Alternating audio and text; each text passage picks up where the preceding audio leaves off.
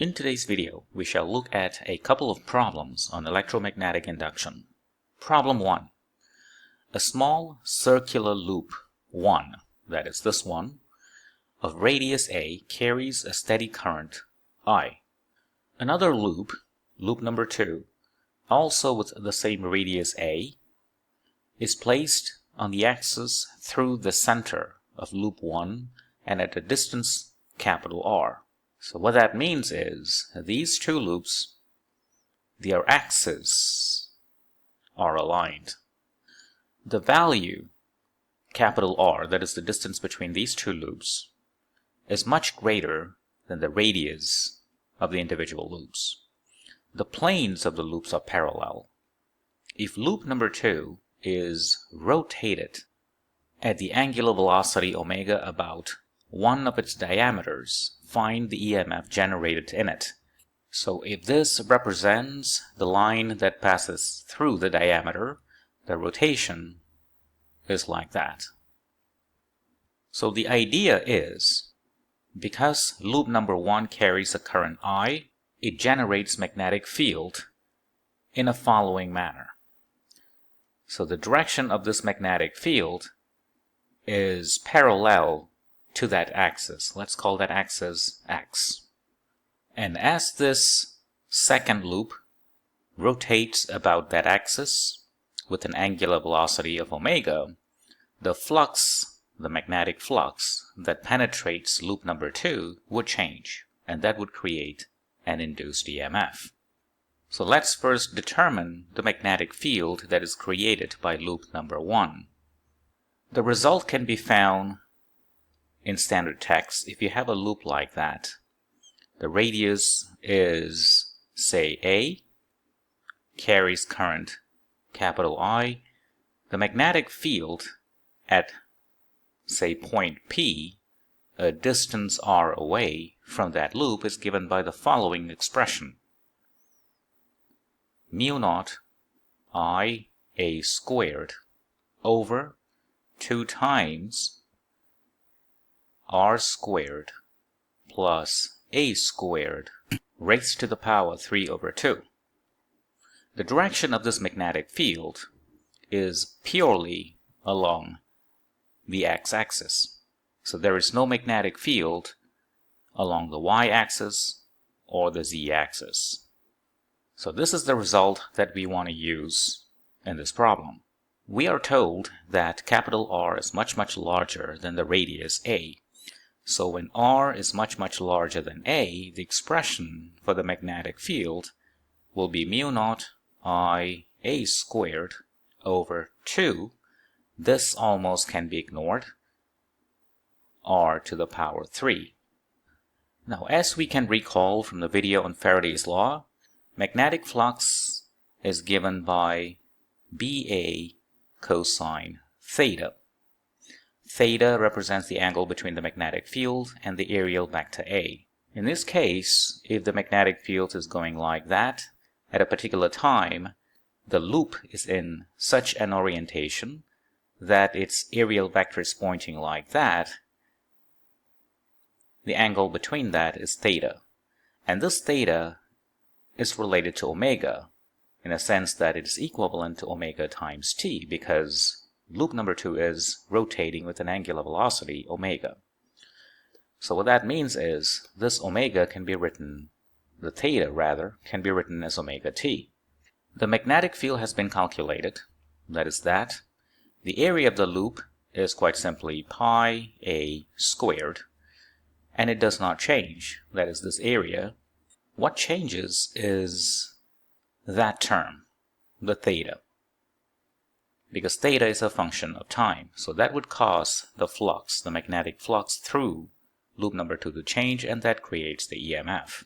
So let's write the expression for the magnetic flux. B times A. B is mu naught I A squared over 2R cubed. A is pi A squared. So this is the A, the area of that second loop, and multiply that with cosine omega t. So this term can be written as pi A to the power 4, like that. In order to determine the EMF is given by minus the time rate of change of the magnetic flux. So all we have to do is to take the derivative of this expression with respect to time. We note that this is Faraday's law that we have covered in our previous video. So let's take the time derivative of magnetic flux, and that will give you the EMF. These are constants, so they will just follow for the ride like that. When you take the derivative of cosine omega t with respect to time, you get minus omega sine omega t. So here you'll have minus omega sine omega t. So this minus will cancel that minus, giving you this expression for the final answer. Problem number 2. Figure below shows a uniform magnetic field confined to a cylindrical volume of radius r. So the magnetic field is going into the board as represented by the crosses. The field B is decreasing in magnitude at a constant rate of 10 to the power minus 4 Tesla per second. What is the instantaneous acceleration on a proton placed at point 1? So this is point 1, and that is the proton. The proton is placed at a distance 0.1 meter below the center of that circle. The idea here is very simple. The changing magnetic field creates electric field. So this is the idea behind electromagnetic induction. The equation that enables you to write the connections is the following. The following integral, E dl, this is a line integral, equals minus the time rate of change of magnetic flux. So this is the EMF. So in this particular problem, obviously the magnetic field is decreasing. That would create a changing magnetic flux, and that would create an EMF.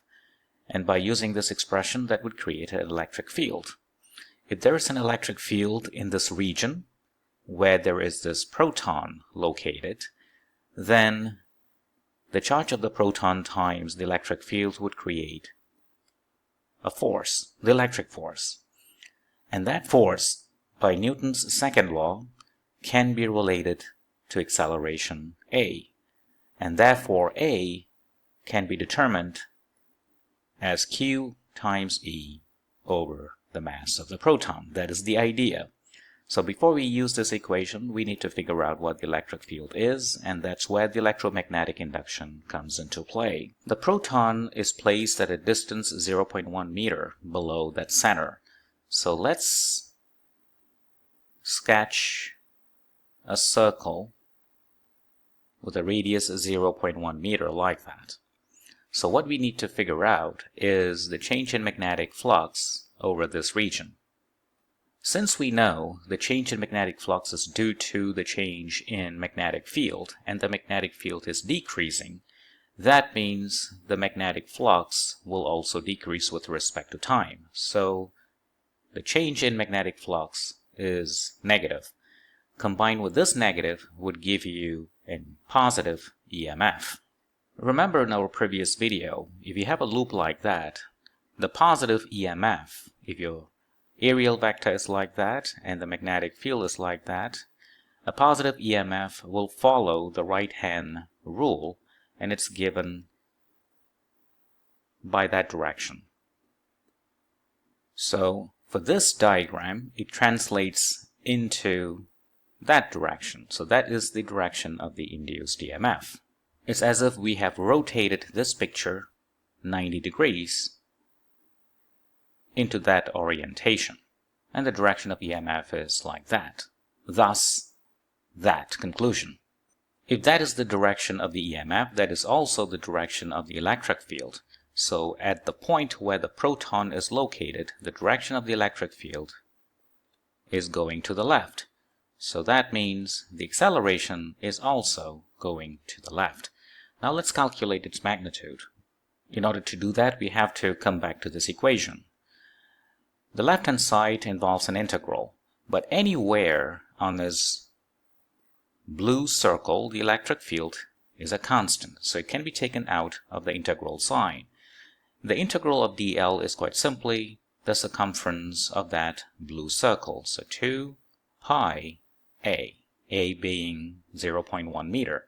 So the left-hand side of that equation is solved. Now the right-hand side, it's minus d over dt. The magnetic flux is B times A cosine theta. Theta is the angle between the areal vector and the magnetic field. So if you look at this diagram where the magnetic field is going like that and the areal vector is parallel to it, theta is 0, so cosine 0 is 1. So that goes away. The area of the shaded region is constant, so that can be taken out of that derivative sign, giving you minus area. Area is pi a squared dB dt. dB dt is minus 10 to the power minus 4 because it's decreasing. So that's going to be minus 10 to the power minus 4 Tesla per second. So this negative will cancel that negative, this pi will cancel that pi, this a will cancel that a. At this point, we should note that this a refers to the radius of that shaded region, and this a and that a is the acceleration. So to avoid any confusion, let's immediately write the value of the radius, 0.1 meter. That means the electric field is 0.1 times 10 to the power minus 4 over 2, or 10 to the power minus 5 over 2 volt per meter. And this can be substituted in here, and we can use the known value for the charge of a proton and the mass of the proton to determine the acceleration. The charge of a proton is the same as the charge of the electron, with just the positive sign. So 1.602 times 10 to the power minus 19 coulomb. The mass of a proton is about 1.67 times 10 to the power minus 27 kilograms. So let's put everything together to determine the acceleration. So Q is 1.602 times 10 to the power minus 19 over mass 1.67 times 10 to the power minus 27 times the electric field, which is 10 to the power minus 5 over 2, and that would give you the acceleration in the units of meter per second squared, which will give you an answer of about 480 meter per second squared. And that solves the problem. Thank you for watching.